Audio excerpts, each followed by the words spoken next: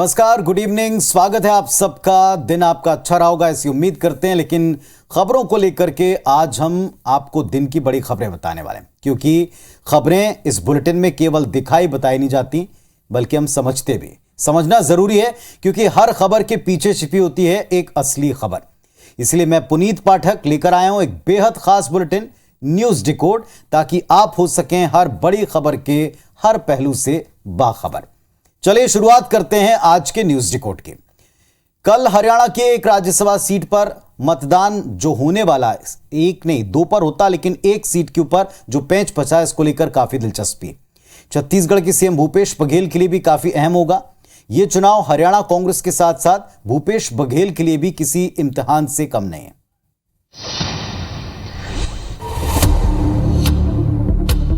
कल सीएम भूपेश बघेल की अग्नि परीक्षा है। कल यानी 10 जून को राज्यसभा के लिए मतदान होगा और इसके लिए सीएम बघेल बतौर पर्यवेक्षक हरियाणा में होंगे, जहां वो मतदान से पहले विधायकों को आखिरी क्षण तक मार्गदर्शन देते रहेंगे, ताकि बीजेपी को सियासी गणित बिगाड़ने का मौका न मिले। सीएम बघेल कांग्रेस अध्यक्ष सोनिया गांधी के करीबी माने जाते हैं, सो उन्हें जिम्मेदारी सौंपी गई। साथ ही वो बीजेपी के दांव पेंच से भली भांति परिचित हैं। निश्चित रूप से कांग्रेस के अधिकृत प्रत्याशी अजय माकन जी की जीत होगी। ये उनका ख्याली पुलाव है, आंकड़े उनके पास आएंगे। वहीं 9 दिनों की रायपुर प्रवास के बाद हरियाणा कांग्रेस के विधायक भी मतदान के लिए चंडीगढ़ लौट गए, जहां उन्हें कल पार्टी प्रत्याशी अजय माकन के पक्ष में वोटिंग करना है। हालांकि वोटिंग के दौरान किसी प्रकार की गलती न हो, इसके लिए उन्हें पहले ही प्रशिक्षित किया जा चुका है। वैसे सियासी हलकों में इस बात की चर्चा है कि अब भी कांग्रेस शीर्ष नेतृत्व क्रॉस वोटिंग के खतरे से पूरी तरह उभरी नहीं है, पर सीएम बघेल भी चुनौतियों से आगे निकलकर विजय पाने के लिए जाने जाते हैं। तो साहब, परीक्षा की घड़ी आ चुकी है। कल जो होगा वो होगा, लेकिन कहना होगा कि कांग्रेस ने अब सीएम भूपेश बघेल पर्यवेक्षक के तौर पर नजर आएंगे। आखिर इस पूरे प्रकरण में छत्तीसगढ़ की इतनी केंद्रीय भूमिका क्यों रही, डिकोड करते हैं। इस वक्त देश में कांग्रेस अगर सबसे ज्यादा मजबूत कहीं है तो वो छत्तीसगढ़ में। कांग्रेस आलाकमान के बेहद करीबी मुख्यमंत्री भूपेश बघेल हैं, यह भी स्पष्ट है। और ऐसे में रायपुर को कांग्रेस विधायकों के लिए सबसे ज्यादा सुरक्षित माना गया। भूपेश बघेल को समन्वय करने में महारत हासिल है, इसीलिए उन्हें पर्यवेक्षक की जिम्मेदारी भी मिली, ताकि मतदान होने तक विधायकों के साथ एक तारतम्य बना रहे और कोई अनहोनी ना हो। कुल मिलाकर आप ये कह सकते हैं कि अब तैयारी पूरी है, रिजल्ट देखना होगा क्या है। इतनी जद्दोजहद के बाद नतीजा क्या रहता है, इसके लिए कुछ घंटे की बात, लेकिन चुनाव आखिरी दिन तक दिलचस्प बना हुआ है, इससे आप इनकार नहीं कर सकते। अब बात मध्य प्रदेश की भी करते हैं। मई में कांग्रेस का उदयपुर में चिंतन शिविर हुआ था, जिसमें एक परिवार एक टिकट का फैसला हुआ था, सबने सुना। अब यह फैसला जमीन पर उतरता दिख रहा है। खबर इसी से जुड़ी एमपी से। आज भोपाल में कांग्रेस की कोर कमेटी की बैठक हुई। बैठक में महापौर पद के 11 प्रत्याशियों के नाम पर फैसला हो गया। बैठक की सबसे खास बात यह थी कि कमलनाथ ने परिवारवाद पर चिंता जाहिर की। कमलनाथ ने साफ कर दिया कि पार्टी में अब परिवारवाद नहीं चलेगा। किसी नेता का हित नहीं देखना, मुझे संगठन का हित देखना, किसी विधायक का हित नहीं देखना। अब विधायक को तकलीफ ना हो, ये तो जरूर बात हो, पर जो सक्रिय रहे हैं उनको मौका मिले। साथ ही कमलनाथ ने उन नेताओं को भी आड़े हाथों लिया जो ऐसे समर्थकों की सिफारिश करते हैं जो योग्य नहीं होते। कमलनाथ ने साफ कह दिया कि वो संगठन को तरजीह देंगे और योग्य लोगों को ही मौका मिलेगा। बीजेपी ने इस पर कांग्रेस को निशाने पर लिया है। मायने नहीं है, कांग्रेस व्यक्तियों पर चलने वाली पार्टी है, परिवारों पर चलने वाली पार्टी है। कांग्रेस सिर्फ सत्ता के लिए राजनीति करती है। बीजेपी कुछ भी कहे, लेकिन कांग्रेस में बदलाव देखने को मिल रहा है। इस बदलाव के नतीजे क्या होंगे, ये आने वाला वक्त बताएगा।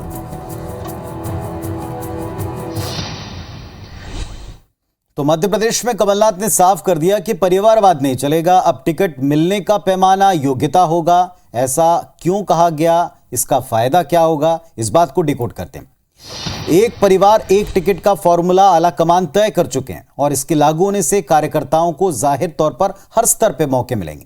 पार्टी को परिवारवाद के आरोप का मुकाबला करने की ताकत मिलेगी जो झेलती आई। आम लोगों के बीच में पारिवारिक पार्टी होने की एक छवि टूटेगी जो अक्सर आरोप लगते हैं। कार्यकर्ताओं में उत्साह का संचार होगा कि अब उनको भी अवसर मिलेंगे और बड़ी तेजी से मिलेंगे। चलिए, इन सब के साथ कुछ नुकसान हो सकते हैं, जैसे कि जमे जमाए नेता उनके पुत्रों के लिए जो तैयारी कर रहे थे उनमें एक नाराजगी आपको देखने को मिल सकती है और इसके लिए पार्टी को तैयार रहना भी होगा और अपने नेताओं को तैयार करना भी होगा। वैसे निकाय चुनाव की वजह से अगले 2 दिन तक उधर भारतीय जनता पार्टी में भी ज्योतिरादित्य सिंधिया ग्वालियर में रहने वाले हैं। जय विलास पैलेस के बाहर भारी चहल पहल है, टिकट के सैकड़ों दावेदार हैं। सिंधिया का एक बयान इस वक्त सुर्खियों में इसको लेकर आ चुका है। निकाय चुनाव में टिकट की चाह लिए जय विलास पैलेस के बाहर सिंधिया के सैकड़ों समर्थकों का आज जमावड़ा रहा। इस दौरान समर्थक अपनी उपलब्धियों के साथ साथ युवा और अपने समाज के नाम पर टिकट मांग रहे हैं। साथ ही सिंधिया को ये याद दिला रहे हैं कि महाराज हम आपके पुराने वफादार हैं। महाराज बोले बिल्कुल इस बार युवाओं को पूरा साथ है महाराज युवाओं के साथ। ग्वालियर नगर निगम में 66 वार्ड हैं, जहां तकरीबन 600 लोगों ने टिकट की दावेदारी की, तो वहीं 1 दर्जन से ज्यादा लोगों ने मेयर पद के लिए आवेदन दिया है। सिंधिया परिवार के अंतर्गत एक परिवार का सदस्य ही राजनीति में रहता है। ग्वालियर के 66 वार्डों में सिंधिया को 1/3 पार्षदों की टिकट पर फैसला लेने के लिए कहा गया है, यानी लगभग 22 टिकट, लेकिन दावेदारों की संख्या सैकड़ों में है। अब देखना होगा किसे मिलता है टिकट और किसे आश्वासन। तो सभी कह रहे हैं कि जो कार्यकर्ता काम करेगा, एक परिवार में एक ही होगा, उसी को टिकट मिलेगा। ज्योतिरादित्य सिंधिया का ये बयान भी काफी महत्वपूर्ण है। सिंधिया ने एक परिवार एक टिकट का समर्थन किया, खुलकर कहा। इसके मायने क्या हैं, जरा इस बात को भी समझें, डिकोड करते हैं इसे। ज्योतिरादित्य सिंधिया अपने खानदान की तीसरी पीढ़ी का नेतृत्व करते हैं, जो कि सियासत में है, सक्रिय पॉलिटिक्स में, और ऐसे में सिंधिया का बयान महत्वपूर्ण हो जाता है। यह साफ हो गया कि सिंधिया अपने बेटे महाआर्यमन को अभी सियासी मैदान में उतारना नहीं चाहेंगे। हालांकि महाआर्यमन इन दिनों एक्टिव हैं और उनकी ये सारी एक्टिविटीज, ये सारी चीजें सुर्खियों में आती रही। कुल मिलाकर परिवारवाद के खिलाफ कांग्रेस हो या बीजेपी हो, दोनों एक साथ मिलकर एक जैसी बातें कह रहे हैं।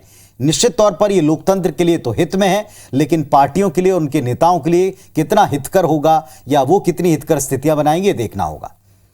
मध्य प्रदेश कांग्रेस की नगरीय निकाय चुनाव को लेकर एक मीटिंग हुई और सूत्रों के मुताबिक पार्टी प्रदेश अध्यक्ष कमलनाथ अपने विधायक पर बुरी तरह से बिफर गए, भड़क गए और विधायक को सबके सामने जमकर फटकारा भी। मध्य प्रदेश में नगरीय निकाय चुनाव को लेकर प्रदेश कांग्रेस अध्यक्ष कमलनाथ ने अपने निवास पर प्रभारियों की बैठक बुलाई, जिसमें शामिल हुए पार्टी के विधायक आरिफ मसूद पर अचानक कमलनाथ भड़क गए और उन्हें हिदायत देते हुए कहा कि यहां माइनॉरिटी की बात मत करो। चलिए आपको पूरा वाकया बताते हैं। दरअसल विधायक आरिफ अकील मंच से नीचे बैठे हुए थे। इस पर मसूद ने आपत्ति जताई और अकील को ऊपर बैठाने की बात की। इसी बात पर कमलनाथ मसूद पर भड़क गए और उन्हें जमकर फटकार लगा दी।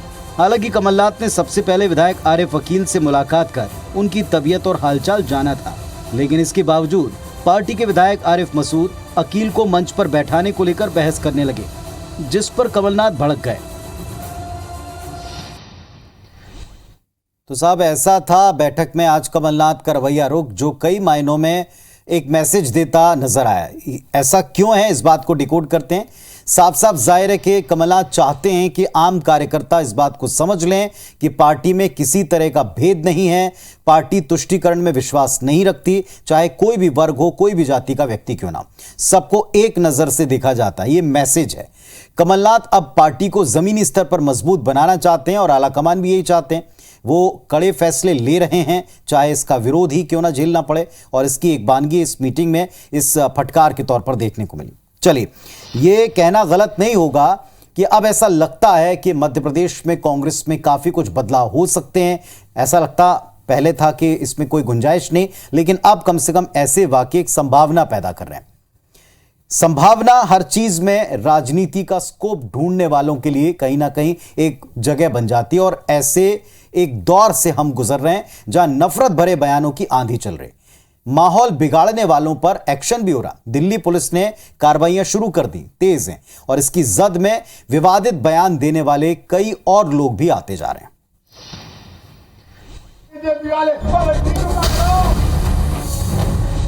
दिल्ली पुलिस ने विवादित बयानों से सुर्खियों में रहने वाले असदुद्दीन ओवैसी और यति नरसिंहानंद के खिलाफ एफआईआर दर्ज कर ली गई।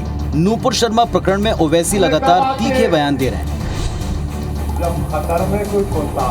श्री पंच दशनाम जूना अखाड़े के महामंडलेश्वर यति नरसिंहानंद सरस्वती ने 17 जून को दूसरे संप्रदाय की धार्मिक पुस्तकें लेकर दिल्ली की जामा मस्जिद पर जाने की बात कही थी। आपको बता दें कि अब तक दिल्ली पुलिस नफरत फैलाने के मामले में 2 FIR दर्ज कर चुकी है। पहली FIR में नूपुर शर्मा का नाम है, जिन्होंने पिछले दिनों एक टीवी डिबेट शो के दौरान पैगंबर मोहम्मद साहब के खिलाफ आपत्तिजनक टिप्पणी की थी।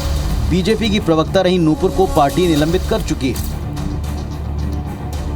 दूसरी FIR में नवीन कुमार जिंदल, शादाब चौहान, सबा नकवी, मौलाना मुफ्ती नदीम, अब्दुल रहमान और गुलजार अंसारी के नाम हैं।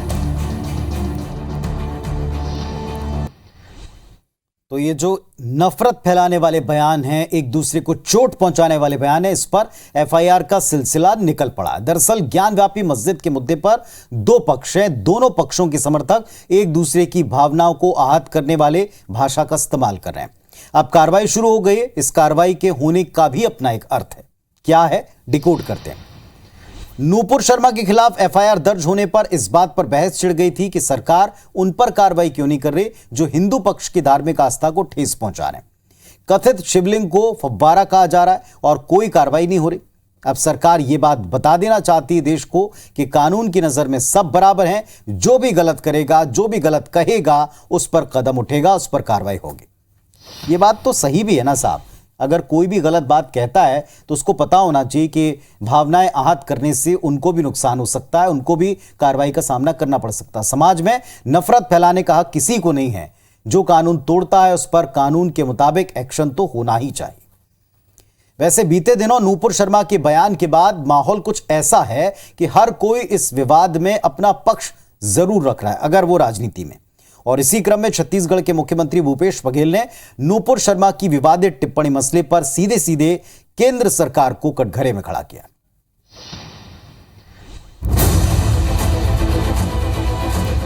नूपुर शर्मा पिछले कुछ दिनों से देश विदेश में चर्चा के केंद्र में रही हैं। एक टीवी डिबेट में नूपुर शर्मा ने पैगंबर साहब पर विवादित टिप्पणी की थी, जिसका असर देश के साथ अंतर्राष्ट्रीय स्तर पर भी पड़ा। कुवैत, सऊदी अरब समेत दूसरे अरब देशों ने इस बयान की निंदा की। कुवैत ने तो भारत सरकार से माफी की मांग तक कर डाली। कई देशों ने भारतीय उत्पादों के बहिष्कार का अभियान छेड़ दिया। मुस्लिम देशों की आपत्ति का भारत सरकार ने मुंहतोड़ जवाब दिया। नूपुर शर्मा और नवीन जिंदल पर कार्रवाई की गई, जिसका कुवैत ने स्वागत भी किया। इस पूरे मामले में विपक्ष केंद्र सरकार पर हमलावर है। सीएम भूपेश बघेल ने भी केंद्र सरकार को कुछ इस अंदाज में घेरा। कुवैत जैसे छोटा सा देश यदि हमारे राजदूत को बुला के धमकाए तो ये तो हमारे लिए ठीक नहीं है। भारत सरकार को इस मामले में स्टैंड लेना चाहिए। तो ये कहना था सीएम भूपेश बघेल का। ऐसा पहली बार हुआ जब किसी एक बयान को लेकर हमारे मित्र अरब देशों ने आपत्ति जताई। वैसे मामला अब शांत हो चुका है, लेकिन इससे सबक लेने की जरूरत है। तो सबक लेने की जरूरत है, तो अब सवाल ये उठता है कि आखिर वो सबक है क्या, जो हमारी सरकार और सभी राजनीतिक दल नूपुर शर्मा के कथित विवादित बयान वाले प्रकरण से ले सकते हैं। इसे डिकोड करते हैं। ये बात मानते हैं साहब कि संविधान के अनुच्छेद 19A के तहत हर नागरिक को अभिव्यक्ति की आजादी है, लेकिन हर नागरिक को 19B को भी ध्यान से पढ़ना चाहिए। उस तक ये बात पहुंचनी चाहिए, जिसमें स्पष्ट उल्लेखित है कि क्या और कितना बोला जाए। कहने का मतलब यह कि बोलने की आजादी मिली है, पर कुछ प्रतिबंधों, कुछ दायरों, कुछ लिमिट के साथ। और इसके साथ ही कानून तोड़ने वालों के खिलाफ त्वरित और सख्त कार्रवाई होनी चाहिए, वो भी बिना किसी भेदभाव के लाग लपेट के। अब सबसे अहम बात यह, राजनीतिक दलों को यह सुनिश्चित करना होगा कि उनके प्रतिनिधि समाज में नफरत फैलाने वाले बयानों से बचें, क्योंकि इससे ना उनका, ना पार्टी का, ना देश का, किसी का भी इससे भला नहीं होता। और ऐसा हम लगातार देख चुके हैं, समझ चुके हैं। ये सबक लेना जरूरी है, क्योंकि अब जमाना बदल चुका है साहब। सोशल मीडिया का दौर है। व्यक्ति हो, देश हो, छवि बनाने में तो वक्त बहुत लगता है, लेकिन छवि पर दाग लगना बड़ा आसान हो गया है। कोई भी बयान आग की तरह फैलता है, कोई भी गलत बात आग की तरह फैलती। 16वें राष्ट्रपति के लिए चुनाव की तारीखें आ चुकी हैं साहब। निर्वाचन आयोग ने इसका ऐलान कर दिया। आयोग ने कहा है कि 29 जून तक नॉमिनेशन फाइल होंगे, 18 जुलाई को चुनाव और 21 तारीख को रिजल्ट होगा।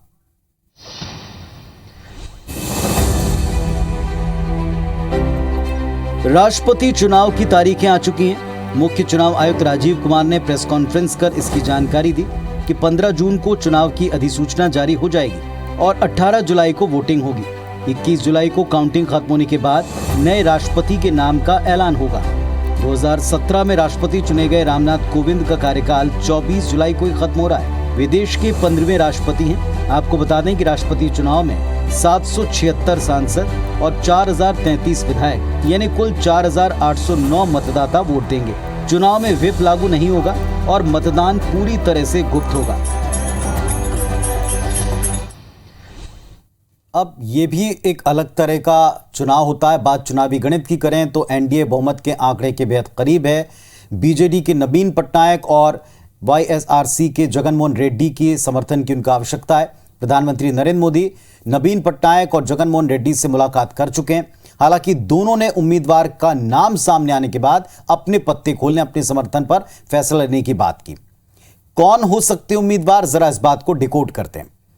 एनडीए इस बार एक बार फिर से ऐसे उम्मीदवार को उतार सकती है, सामने ला सकती है जिसकी कोई उम्मीद भी ना करे, क्योंकि अभी तक एनडीए ऐसा ही करती आई है। जैसे एपीजे अब्दुल कलाम, मौजूदा राष्ट्रपति रामनाथ कोविंद जी।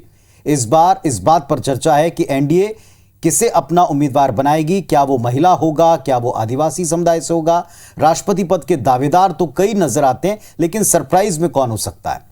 और दूसरे क्षेत्र में अतुलनीय योगदान देने वाला कोई व्यक्ति, क्या उसको सामने लाया जाएगा, यह भी एक सवाल। चलिए, एक बड़ा सवाल यह भी उठता है कि क्या पक्ष पक्ष में इस बात पर कोई आम सहमति बनेगी या फिर इलेक्शन होंगे। कुल मिलाकर चुनाव दिलचस्प होगा, यह तय है पिछले 2 बार की तरह। खबर रायपुर से अब है। कल एक प्रदर्शन स्थगित हुआ तो आज एक नया प्रदर्शन शुरू हो गया।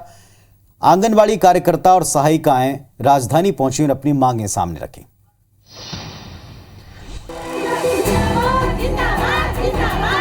हजारों की तादाद में इकट्ठा हुई ये महिलाएं प्रदेश भर से आई हैं। ये महिलाएं आंगनबाड़ी कार्यकर्ता और सहायिकाएं हैं। गर्मी के ऐसे वक्त जब लोग अपने घरों से निकलने की हिम्मत नहीं कर पाते, ये महिलाएं अपने हक के लिए राजधानी के बूढ़ा तालाब इलाके में जमा हुई हैं। हम लोग को जीने लायक मानदेय हो, हर साल हम लोग करते आ रहे हैं। हम लोग परेशानी बहुत झेल रहे हैं और काम ज्यादा ले रहे हैं। अतः सरकार हमारी सुने। इस पर भी शासन हमारी मांग पूरी नहीं की तो बहुत जल्दी हम लोग उसी में अनिश्चितकालीन हड़ताल करेंगे। तो सुना आपने, ये प्रदर्शनकारी आंगनबाड़ी कार्यकर्ता और सहायिका सरकार से नियमित करने की मांग कर रही हैं। इसके साथ ही कलेक्टर दर पर मानदेय देने की मांग है।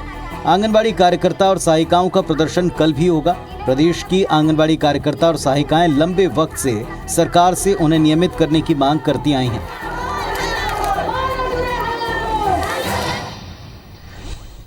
तो प्रदेश सरकार एक और आंदोलन से रूबरू हो गई है। 2-4 इसको होना पड़ेगा। ग्रामीण इलाकों में कुपोषण के खिलाफ सबसे बड़ी जंग आंगनबाड़ी के माध्यम से लड़ी गई। गर्भवती महिलाओं में जागरूकता लाने की जिम्मेदारी आंगनबाड़ियों की है। आज एक बार फिर से ये प्रदर्शन के लिए सामने आए। आखिर क्यों, इस बात को भी डिकोड करते हैं। आंगनबाड़ी कार्यकर्ता को केंद्र सरकार से 4500, राज्य सरकार से 2000 रुपए, यानी कुल मिलाकर 6500, 6500 रुपए मिलते हैं। इसी तरह आप आंगनबाड़ी सहायिकाओं की बात करें तो केंद्र से 2250 और राज्य की तरफ से 1000 रुपए, कुल मिलाकर 3250 रुपए का मानदेय मिलता है।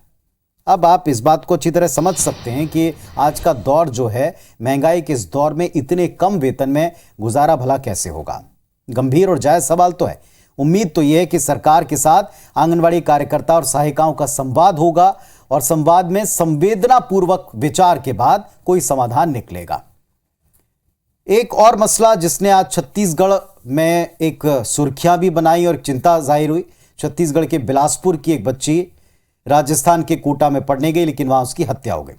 आरोपी को गुजरात से गिरफ्तार तो कर लिया है, साथ ही आरोपी लड़की का दोस्त बताया गया है। लड़की की हत्या पर मुख्यमंत्री भी चिंतित हैं। उन्होंने भी दुख जताते उस पर एक्शन लेने की बात की। बिलासपुर से कोचिंग के लिए राजस्थान के कोटा गई नाबालिग छात्रा की हत्या हो गई। छात्रा 2 दिनों से लापता थी, जिसका शव कोटा के जवाहर सागर डैम इलाके से बरामद हुआ। हत्या के आरोपी को गुजरात से गिरफ्तार किया गया। आरोपी लड़की का दोस्त बताया जा रहा है। इस घटना पर दुख जताते हुए छत्तीसगढ़ के सीएम भूपेश बघेल ने बिलासपुर आईजी को राजस्थान पुलिस के साथ मिलकर आरोपी को सजा दिलाने में सहयोग देने का निर्देश दिया है। खबर दुखद है। एक होनहार छात्रा की हत्या का यह समाचार निश्चित तौर पर हर किसी को परेशान करता है, क्योंकि सभी के बच्चे बाहर पढ़ने जाते हैं। अब इस हत्या की मूल वजह किस तरह की हो सकती है जो सामने आ रहा, उसको भी डिकोड करते हैं। छात्रा और उसकी हत्या के आरोपी का परिचय ऑनलाइन गेम खेलते हुआ और इसके बाद दोनों सोशल मीडिया के जरिए चैट करने लगे, बातचीत करने लगे। नतीजा छात्रा की हत्या के तौर पर एक गंभीर दुष्परिणाम दिखा। जरूरत इस बात की कि ऑनलाइन दोस्ती सोच समझ कर की जाए और यह समझ बच्चों में डेवलप करने की जिम्मेदारी माता पिता, शिक्षकों और दोस्तों की भी है। सोशल मीडिया की दोस्ती खतरनाक हो सकती है, ऐसा कई बार हमने देखा है। इसलिए बच्चों के साथ आप जरूर संवाद करें, उनके हाथों में सुविधा के साथ साथ ये समझ भी डेवलप करें कि कब कहां कितनी किससे बात करनी, कैसे दोस्ती करनी। आज की न्यूज डिकोड में बस इतना ही। कल फिर आपसे मुलाकात रात को ठीक 8:55 पर होगी दिन भर की अहम खबरों को डिकोड करने के लिए। तब तक प्लीज आप अपना ख्याल रखिएगा। शुभ रात्रि।